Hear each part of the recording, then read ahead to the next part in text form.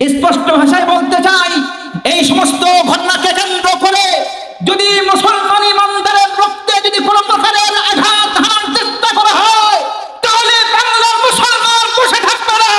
17 কোটি যুবককে নিয়ে আমরা ভারত অভিমুখে রওনা করব ইনশাআল্লাহ। আল্লাহ বলে থাকবে আল্লাহকে যারা ডাকিবে ভবে, আল্লাহর আপন তারাই হবে। আল্লাহু আকবার। আল্লাহকে যারা ডাকিবে ভবে, আল্লাহর আপন তারাই হবে। ইহকালে শান্তি পরকালে মুক্তি, ইহকালে শান্তি পরকালে মুক্তি দেবেন তারে আল্লাহ তাআলা। লা ইলাহা, জবান খুলে লা ইলাহা ইল্লাল্লাহ, লা ইলাহা। দুনয়ন মেলে যেদিকে তাকাই আল্লাহ নিয়ামত দেখিতে পাই। লিল্লাহি তাকবীর। দুনয়ন মেলে যেদিকে তাকাই আল্লাহ নিয়ামত দেখিতে পাই। কেমনে করব শুকর আদায়, কেমনে করব শুকর আদায়, ও গো দয়াল আল্লাহ তাআলা। লা ইলাহা, লা ইলাহা ইল্লাল্লাহ, লা ইলাহা, লা ইলাহা ইল্লাল্লাহ মুহাম্মাদুর রাসূলুল্লাহ।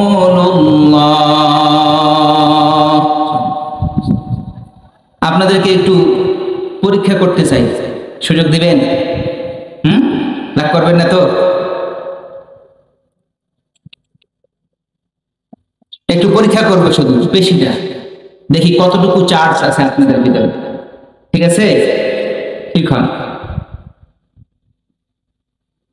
লিল্লাহি তাকবীর। হয় নাই? আরেকটু জোরে লিল্লাহি তাকবীর। ইমানটাকে একটু চার্জ দিতে হবে, আওয়াজ আরো বাড়াইতে হবে। এই জামানায় ইমান যদি মজবুত না থাকে তাহলে চারদিকে শুধু গুতা খাবেন আর গুতা খাবেন। কি বলেন, ঠিক না? আর ইমান যদি মজবুত থাকে এইবারে রেখে গুতা দিতে পারবে না, বরং সে কাফেরদেরকে নাচাইয়া বেড়াবে। যেরকম ঠিক কিনা? তারা কেউ নাচাইতে পারবে না।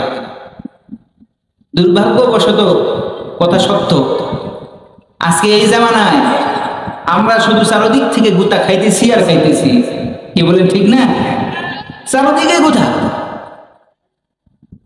সব দিকে। আপনি সারা বিশ্বের আনাচে কানাচে চারদিকে তাকিয়ে দেখুন, সব দিকেই মুসলমানরা নির্যাতিত, নিষ্পেষিত, মজলুম।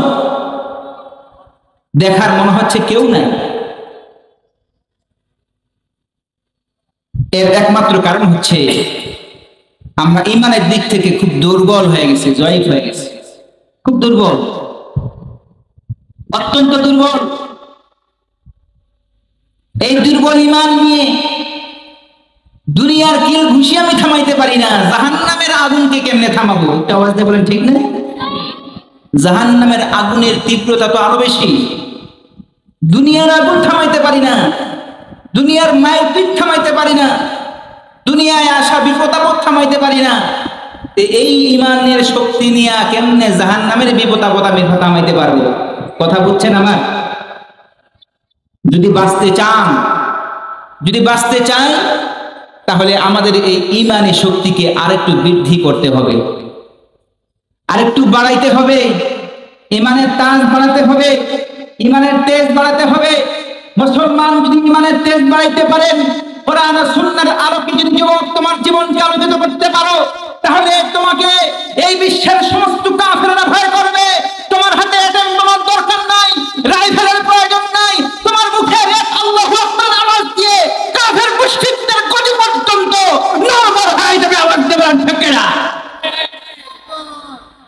থাকবে না তার, কিন্তু শর্ত হচ্ছে আপনার ঈমানকে মজবুত করতে হবে। যুবক, নিজের এই হৃদয়ের ভিতরে প্রেম ভালোবাসা রাখবে, শুধুমাত্র আল্লাহর ভালোবাসা, রবের ভালোবাসা। দুনিয়ার কোন তরুণ তরুণীর প্রেম ভালোবাসা তোমাকে দুনিয়ার কোন কামিয়াবির পথ দেখাবে না। দুনিয়ার কোন বস্তুর ভালোবাসা তোমাকে দুনিয়ায় কামিয়াব করবে না। সর্বোচ্চ শিখরে তোমাকে পৃথিবীর কোন বস্তুগত প্রেম ভালোবাসা তোমাকে সম্মানের সর্বোচ্চ শিখরে পৌঁছাইতে পারবে না। যদি সর্বোচ্চ শিখরে পৌঁছতে চাও, দুনিয়া এবং আখিরাতের কামিয়াবি যদি পেতে চাও, তাহলে তোমার এই হৃদয় নামক সর্বোত্তম যন্ত্রের ভিতরে একমাত্র আল্লাহর ভালোবাসা আর রসুলের ভালোবাসা ঠাই দিতে হবে। একটু আওয়াজ দিয়ে বলেন ঠিক কিনা? এছাড়া আর কারো ভালোবাসা অন্তরে জায়গা দিলে কোনো লাভ হবে না, কোনো ফায়দা হবে না। এবং ভয়ের ক্ষেত্রেও তাই। যদি ভয় করতেই হয়, একমাত্র আল্লাহকে ভয় করতে হবে। একটু চিল্লায় বলেন তো কাকে ভয় করতে হবে? আর একটু আওয়াজ দিয়ে বলেন কাকে ভয় করতে হবে? মুসলমান ইমানদার ব্যক্তি, যার ভিতর ঈমান আছে, আশেপাশে যত ঠুসঠাস আওয়াজ আসুক না কেন, মুমিন মুসলমান কখনো ভয় পাবে না। আশেপাশে যতই মার কিল ঘুষি যতই কিছু হোক না কেন, মুমিন মুসলমান ভয় করবে না। কিন্তু যখনই আল্লাহর কথা শুনবে, সঙ্গে সঙ্গে মুমিন মুসলমান সেখানে মোমের মতো গলে যাবে। হ্যাঁ, হারাম সম্পদের বিরাট ঢিপি চলে আসছে মুসলমানের সামনে, ইমানদার ব্যক্তির সামনে। ইমানদার ব্যক্তিকে বলা হলো যে এই সব সম্পদ হচ্ছে হারাম, তুমি যদি নাও তোমার ইহকালীন জিন্দেগি একবারে পারফেক্ট, আর কেউ তোমার ইহকালীন জিন্দেগিতে তোমাকে বিফল করতে পারবে না। প্রিয় সম্মানিত মুসলমান ভাই বন্ধুগণ, আল্লাহর ওই খাঁটি ইমানদার ব্যক্তি, আল্লাহর বান্দা, আল্লাহর বান্দার সামনে অসংখ্য টাকা পয়সা ধন দৌলত রাখা হয়েছে। ইমানদার ব্যক্তিকে বলা হলো তোমার সামনে রাখা সম্পদ বেহিসাব তুমি গ্রহণ করতে পারো, গ্রহণ করার পরে তুমি বেহিসাব খরচ করতে পারো, ব্যয় করতে পারো। তোমাকে ব্ল্যাঙ্ক চেক দেওয়া হলো, কেউ তোমাকে কিচ্ছু করবে না, আয়কর দিতে হবে না, ট্যাক্স ভ্যাট কিচ্ছু দিতে হবে না, তোমার মন মতো তুমি খরচ করবে। বন্ধুগণ, খাঁটি ইমানদার ব্যক্তি যখনই শুনবে টাকাটি হচ্ছে হালাল নয় হারাম, সঙ্গে সঙ্গে ইমানদার ব্যক্তি নিজের পা যদি এক পা এগিয়ে থাকে, এই কথা শোনার পরে নিজের পাটা 10 পা পিছিয়ে নিবি। যারা বলেন আল্লাহু আকবার, ইমানদার ব্যক্তি 10 পা পিছিয়ে নেবে। এই হলো ঈমান। ইমানদার ব্যক্তি রমজান মাসে রোজা রেখে শিক্ষাটা গ্রহণ করেছে। আমি রমজান মাসে রোজা রেখেছি, আমার সিস্টেমটা ছিল এমন, হালাল খাবার সাহারির সময় আমি নিয়েছি, গ্রহণ করেছি। সুস্বাদু খাবার, 5 থেকে 6 আইটেমের তরকারি, সামনে দুধের গ্লাস, সুন্দর সুন্দর কলা, খেজুর সহ নানান প্রকারের সুস্বাদু খাবার আমার সামনে। এই সবগুলো খাবার আমার হালাল টাকা দিয়ে কেনা। অর্ধেক খাবার গ্রহণ করার পরে আল্লাহ রাব্বুল আলামিনের মেসেজ, গোপন মেসেজ মুসলমানের কাছে চলে এসেছে, মুমিনদের তুমি এতক্ষণ পর্যন্ত খেয়েছো, কোনো সমস্যা নাই, কিন্তু এই সময়ের পর থেকে আর তুমি খানাটা খাইতে পারবে না। ইমানদার ব্যক্তির কাছে, সারা বিশ্বের 200 কোটি মুসলমানের কাছে রব্বুল আলামিনের গোপন মেসেজ যখন চলে আসলো, সুস্বাদু খাবারগুলো অর্ধেক খাবার খেয়ে বাকি অর্ধেক খাবারগুলো রেখে দিল। বলেন জোরে সোরে কার বয়সে রেখে দিল? ওই আল্লাহ রব্বুল আলামিনের ভয় রেখে দিল। যে আল্লাহর ভয়ে আল্লাহর বান্দা হালাল খাবারটা খায় নাই, 30 দিন রমজানের রোজা রেখে যে সিয়াম সাধনা সে পালন করেছে, এই 30 দিন সাধনা করার পরে যে শিক্ষাটা মুমিন বান্দা নিজের দিনের সঙ্গে সেট করেছে, ফিট করেছে, এই ফিট করা শিক্ষা নিয়ে ওই ইমানদার ব্যক্তির সামনে যখন হারাম টাকার ঝুড়ি সামনে নিয়ে আসা হয়, ইমানদার ব্যক্তি বলে আমি তো রমজান মাসে আমার হালাল খাবারটা রবের হুকুম না হওয়ার কারণে, নিষেধ থাকার কারণে খাই নাই। আজকে এই হারাম টাকার ঝুড়ি তুমি আমার সামনে রেখেছো, এটি তো হালাল না। আমার রবের কাছে আগে মেসেজ দিয়ে দিই, রব্বুল আলামিন এই হারাম টাকার ব্যাপারে আপনার ফতোয়া কি, আপনার কোরআন কি বলে। আল্লাহ রাব্বুল আলামিনের দিকে ইমানদার ব্যক্তি যখন নিজের দৃষ্টিতে তাকাইয়া জিজ্ঞেস করে মেসেজ দেয়, আল্লাহ রাব্বুল আলামিন কোরআনে কারিমের মধ্যে হারামের প্রতি নিষেধ করেছেন। আল্লাহ রাসূল সাল্লাল্লাহু আলাইহি ওয়াসাল্লাম হারাম থেকে নিষেধ করেছেন, বলেছেন হারাম দিয়ে লালিত পালিত দেহ বডি কখনো জান্নাতে যেতে পারবে না। অতএব আল্লাহর বান্দা যখন মেসেজের জবাব পেয়ে যায়, তখন তার পাটারে সে 10 পা কদম পিছনে নিয়ে যায়। লিল্লাহি তাকবীর। এই হলো ইমানদার ব্যক্তি, এই হলো ইমানদার ব্যক্তি। এ মুসলমান বন্ধুরে, বলা যায় না এই পরিমাণ আল্লাহ আপনাকে আমাকে ভালোবাসেন। আপনার মা আমার মা, আপনার সন্তান আপনার আমার সন্তান, আপনার নেতা আপনার কর্মী আপনাকে ভালোবাসে একটা স্বার্থকে সামনে নিয়ে। কিন্তু আল্লাহ রাব্বুল আলামিন আমাকে আপনাকে যে ভালোবাসেন, এর মধ্যে কোনো প্রকারের স্বার্থ নাই, কোনো স্বার্থ নাই। কারণ আমি আপনি আল্লাহ রাব্বুল আলামিনের কোনো ফায়দাও করতে পারবো না, ক্ষতিও করতে পারবো না। এরপরে রব্বুল আলামিন আমাকে আপনাকে এত বেশি মহব্বত করেন, ভালোবাসেন। যা ফায়দা হয় আমার ফায়দা হয়, যা ক্ষতি হয় আমার ক্ষতি হয়। তারপরে রব্বুল আলামিন নিঃস্বার্থ আমাকে আপনাকে ভালোবাসেন। ভালোবেসে ডাক দিয়ে বলে, রে বান্দা, আমি যতগুলো নিষেধ করেছি সবগুলো তোমার জন্য উপকার, সবগুলো তোমার জন্য জরুরি ছিল। হারাম খাইলে তোমার দিল মরে যাবে, হারাম খাইলে মানুষের দুঃখ বেদনা তুমি বুঝতে পারবা না, হারাম খাইলে কখনোই দুঃখ বেদনার স্বাদ কি মজা কি বুঝতে পারবা না, হারাম খাইলে কখনো নিজের দিলের ভিতরে পর নিন্দা করার প্রতি ঘৃণা সৃষ্টি হবে না, হারাম খাইলে মানুষের দুঃখ বেদনার কথা কখনো স্মরণ করা যাবে না। এ বান্দা, তুমি যদি মানুষের দুঃখ বেদনায় নিজেকে দুঃখী করতে না পারো, তাহলে তুমি কখনো সুখী হইতে পারবে না। এই জন্য আল্লাহ রাব্বুল আলামিন আমাকে আপনাকে হারাম খাওয়া থেকে নিষেধ করেছেন। ঠিক তদ্রূপ ভাবে রব্বুল আলামিন আমাদেরকে আরেকটা বিষয়ে সতর্ক দৃষ্টি রাখার জন্য সতর্কতা আমাদেরকে দিচ্ছেন, বাণী দিচ্ছেন, মেসেজ দিচ্ছেন। যে আয়াতখানা আমি তেলাওয়াত করেছি, আল্লাহ রাব্বুল আলামিন এই আয়াতের মধ্যে বলছেন, হে ঈমানদার, ইয়া আইয়ুহাল্লাযীনা আমানু লা তাত্তাখিযু বিতানাতাম মিন দুনিকুম লা ইয়ালুনাকুম খাবালা।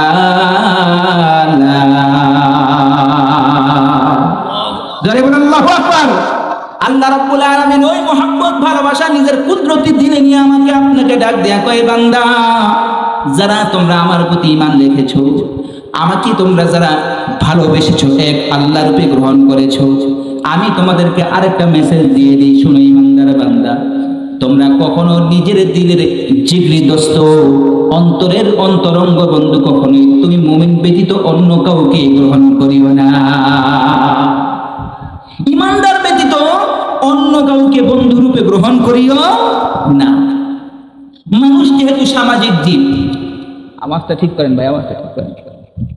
মানুষ যেহেতু সামাজিক জীব, মানুষ একা একই থাকতে পারে না, বন্ধু দরকার হয়। আমাদের সিস্টেম, আমরা যে দুনিয়াতে আসছি না, এই সিস্টেমই আমাকে আপনাকে এই শিক্ষাটা দিয়ে দেয়। দেখেন, একজনই তো আসলে হয়ে যেত। দেখেন আল্লাহ তাআলা পর পর ভাই দেন, বোন দেন, একটা পরিবারে কতগুলো সন্তান আল্লাহ তাআলা দেন, বুঝাইয়া দেন এই একা থাকতে পারবে না। আবার বৈবাহিক সম্পর্ক দিয়ে আমাদেরকে ডাবল করে দেন, একটা ছেলে একটা মেয়ে, মানে একা থাকতে পারে না মানুষ, একা থাকতে পারে না, প্রয়োজন হয় দুনিয়াতে আরেকজনের প্রয়োজন হয়। তো ঠিক তদ্রূপ ভাবে দুনিয়ায় থাকতে হলে বন্ধু বান্ধব গ্রহণ করতে হয়, দরকার, প্রয়োজন। তো তবে বন্ধু বান্ধব গ্রহণ করার ব্যাপারে সতর্ক দৃষ্টি রাখা চাই। এখন দুনিয়াতে কে আপনাকে সতর্ক করবেন এভাবে? আমি বুঝি না, আমি জানি না, লাভ কি ক্ষতি কি বুঝি না, জানি না। আমি আমার পরিপূর্ণ লাভ পরিপূর্ণ ক্ষতি আমি বলতেই পারি না, বুঝি না। যেই সত্তা বুঝেন আমার লাভ কোথায় আমার ক্ষতি কোথায়, সেই সত্তার নাম হচ্ছে আল্লাহ। একটু জোরে বলেন, নাম কি? আল্লাহ। তিনি ভালো করে জানেন কাকে বন্ধু বানাইলে মুমিনের লাভ হবে, কাকে বন্ধু না বানাইলে মুমিনের ক্ষতি হবে, এটি আল্লাহ তাআলা ভালো করে জানেন। এই জন্য আল্লাহ তাআলা নিজে আমাকে আপনাকে বলছেন, এ মানুষ, লা তাত্তাখিদু বিতানাতাম মিন দুনিকুম, মানুষেরা তোমরা তোমাদের ঈমানদার ব্যতীত আর কাউকে অন্তরঙ্গ বন্ধু বানাইও না। এরা সুযোগ পাইলে তোমার সবল দিবে, বুঝেন না? এরা সুযোগ পাইলে তোমার সবল দিবে। এটা শুধু আজকের জামানায় নয় তো, এটি শুরু জামানা থেকেই চলে এসেছে আজও পর্যন্ত। আজকে আমি আপনি যে দেখছি, আমার আপনার পাশে থাকা আমার আপনার মুসলিম ভাই, যাদেরকে আমরা লালন করে এসেছি, যাদেরকে আমরা পাহারা দিয়ে এসেছি, তারা এই জায়গা ছেড়ে যখন অন্য জায়গায় তাদের স্বদেশী ভাইদের সঙ্গে এক জায়গায় হয়, তখন তারা আমাদের এই জায়গায় থেকে মিথ্যা বদনাম রটানো ছাড়া তাদের কোনো কাজ থাকে না। আওয়াজ দিয়ে বলেন ঠিক না? আমাদের কাছে খুব ভালো আছে, আমাদের কাছে বলছে না আমাদের কোনো সমস্যা নাই, আমাদেরকে এরা দেখে। কিন্তু তারা যখন তাদের দাদা ভাইদের কাছে যায়, তখন তারা বলে কিসের কি, ওগুলো তো তাদের ভয়ে কইতাম। আসলে আমাদের ওখানে গিয়ে নানান নির্যাতন এবং অকথ্য ভাষায় গালিগালাজ, চাঁদাবাজি, রাহাজানি, ধর্ষণ সহ সবকিছু আমাদের উপর করতো। যারা কন্যা না, তাদের দেশে গিয়ে তারা এই কথা প্রচার করে। অতএব তাদের সঙ্গে কখনো খালেস মোহাম্মদ মুমিনের হইতে পারে না। তারা উপরে গোলামি নাই, কিন্তু তাদের ভিতরের হাতে একটা ছোরা থাকে, ছোরা। তারা চায় মুমিনরা আমাদের সঙ্গে গলাটা মিলায়, আর আমরা পিছন দিক থেকে তার মুমিনের পিঠে একটা করে ছোরা ঢুকায়। এটা তারা সব সময় চায়। যুবক ভাই বন্ধু, যুবতী বোন, তোমাদেরকে বলি খুব সাবধান থাকো। তোমাদের সঙ্গে তারা খুব ভালো ব্যবহার করে, ব্যবহার করার পর তোমাকে তার বিছানার পার্টনার বানাবে, অথবা তোমাকে বিভ্রান্ত করবে, করার পর তুমি এমন একটা জালে ফেসে যাবে, এখান থেকে উদ্ধার হওয়ার আর কোনো সুযোগ থাকে না। তোমার আর কোনো সুযোগ থাকে না। আজকে বাংলাদেশের পত্রিকা আপনি তাকিয়ে দেখুন, আমাদের হাজারো তরুণী এই প্রেমের জালে অমুসলিম কিছু দুর্বিসন্ধি সম্পন্ন কুচক্রী মহল যুবক, তাদের ফাঁদে পড়ে আমাদের হাজারো তরুণীর জীবনে নষ্ট হয়ে গেছে। এমন খবর এসেছে, আমাদের একজন তরুণী প্রায় 7 বছর পাশের দেশে তাদের জালে আবদ্ধ হয়ে 7 বছর তাদের দেশে ছিল, অকথ্য নির্যাতনে ছিল। বাংলাদেশে এসে কোনো মতো সে রেহাই পেয়ে এই কথাগুলো সে ফাঁস করেছে। এভাবেই তারা আমাদের পিছে ছুরি মারে। প্রিয় মুসলমান ভাই বন্ধুরে, আজকে যদি আমি আপনি এখনো পর্যন্ত সতর্ক না হয়, তাহলে আমার আপনার ঘরে ঘরে এই জাল ছড়ে যাবে। বোঝেন না? এখনো ঘরে ঘরে জাল ছড়ে যাবে। তারা নাটক মঞ্চস্থ করে আর এর দায়ভার আমাদের উপরে দিয়ে দেবে। এই যে কয়েকদিন আগে, 2-3 দিন আগে পেহেলগাম, ভারতের কাশ্মীরের পেহেলগামে যে দুর্ঘটনা ঘটেছে, আজকে বিশেষজ্ঞরা বলছে, প্রমাণ দিয়ে বলছে যে এটি তাদের চক্রান্তমূলক একটি নাটক মঞ্চস্থ করা হয়েছে এই মুসলমানদের উপরে অকথ্য নির্যাতন চালানোর জন্য। স্পষ্ট ভাষায় বলে দিতে চাই, স্পষ্ট ভাষায় বলতে চাই, এই সমস্ত ঘটনাকে কেন্দ্র করে যদি মুসলমান ইমানদারের রক্তে যদি কোনো প্রকারের আঘাত হানার চেষ্টা করা হয়, তাহলে বাংলার মুসলমান বসে থাকবে না। 17 কোটি যুবককে নিয়ে আমরা ভারত অভিমুখে লড়াই করবো ইনশাআল্লাহ। আল্লাহ বলে থাকে না। আপনার আমার এই রক্তকে ঠান্ডা করা যাবে না, গরম করেন। তা না হলে এই যে ইসরায়েল বলে চিল্লাইতেছি না, ফিলিস্তিনে মুসলমানদেরকে কামড়াইতেছে, খাইতেছে, শেষ করে দিচ্ছে, বোমার আঘাতে একবার নিষ্পেষিত করে দিচ্ছে। আজকে হৃদয় কাটার মতো একটি দুর্ঘটনার কথা শুনে দেখে আসলাম পত্রিকায়। গতকালকের বিমান হামলায় ফিলিস্তিনের 30 জন মুসলমানের লাশ বাড়ির ভাঙ্গাচোরার ভিতরে এমন ভাবে আটকা পড়ে আছে, তাদেরকে উদ্ধার করা যাচ্ছে। আপনি আমি শুনলে তো শুধু ইস বলবো, শেষ, তাই না? কিন্তু ইস বলে শেষ, কাজ শেষ? ইস বলে কাজ শেষ নয়। আমাকে আপনাকে প্রস্তুতি গ্রহণ করতে হবে। মুসলমান, আল্লাহর কসম করে বলছি যুবক বন্ধু, তুমি তোমার কলেজে পড়ো কোনো সমস্যা নাই, তোমার ইউনিভার্সিটিতে পড়ো কোনো সমস্যা নাই, ডাক্তার হও, ইঞ্জিনিয়ার হও, কোনো সমস্যা নাই, কিন্তু তুমি তোমার ঈমানকে জিন্দা করো, কোরআনের তরজমা পড়ো, কোরআনে পড়ো যে তোমার পাশের ওই ইহুদি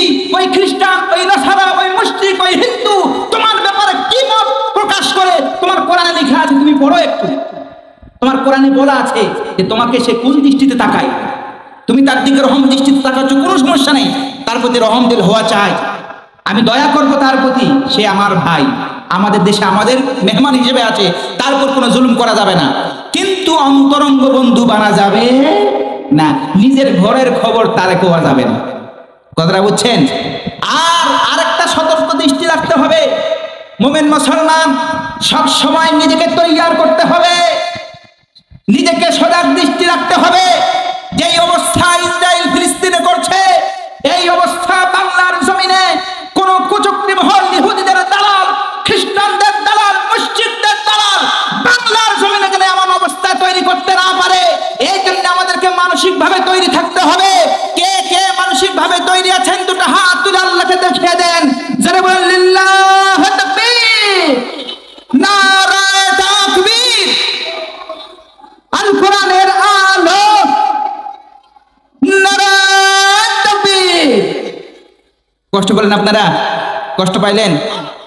আপনারা কোরআনের তরজমা খুলে দেখান, দেখেন আপনারা সূরা তাওবা খুলে দেখেন।